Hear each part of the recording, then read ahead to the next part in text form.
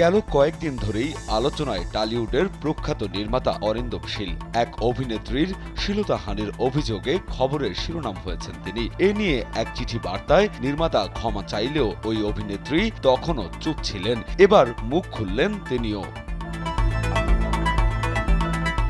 কলকাতার বিষ্ণুপুর থানায় দায়ের করা এই অভিনেত্রীর অভিযোগের ভিত্তিতে এই পরিচালকের বিরুদ্ধে ৩৫৪ ও ৫০৪ ধারায় মামলা রুজু হয়েছে। অভিযোগকারী সেই অভিনেত্রী জানিয়েছেন, একটি অন্তরঙ্গ দৃশ্যের শুটিংয়ের সময় তার সঙ্গে শারীরিকভাবে অস্বস্তিকর পরিস্থিতি সৃষ্টি করা হয়, যা তাকে মানসিকভাবে আঘাত করে। স্যান্ডেলিনা সো, রূপচর্চায় আভিজাত্য।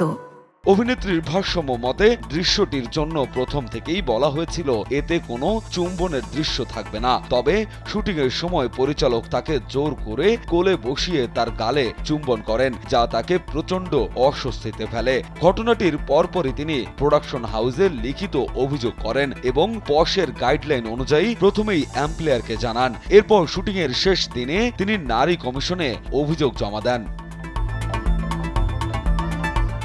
অনেকে প্রশ্ন তুলেছেন, অভিনেত্রী কেন প্রথম দিনেই সরাসরি প্রতিবাদ করেননি। এর জবাবে তিনি জানান, ঘটনাটি ঘটার পরপরই তিনি আইন মেনে এমপ্লয়ারকে জানিয়েছিলেন এবং পরবর্তীতে মহিলা কমিশনে আনুষ্ঠানিক অভিযোগ করেছেন। তিনি আরও জানান, পরিচালককে তার অস্বস্তির কথা জানালে পরিচালক বিষয়টিকে তুচ্ছ করে মন্তব্য করেন, যা তাকে আরও অপমানিত বোধ করায়। এরপরেই তিনি প্রোডাকশন হাউসে অভিযোগ দায়ের করেন।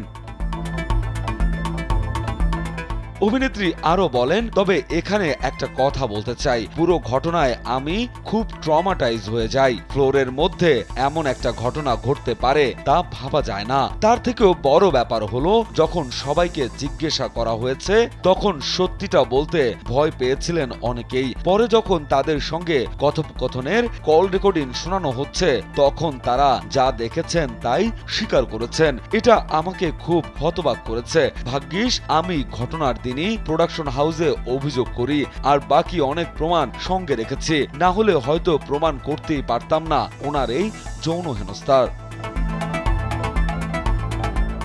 রাজু আহমেদ, কালবেলা।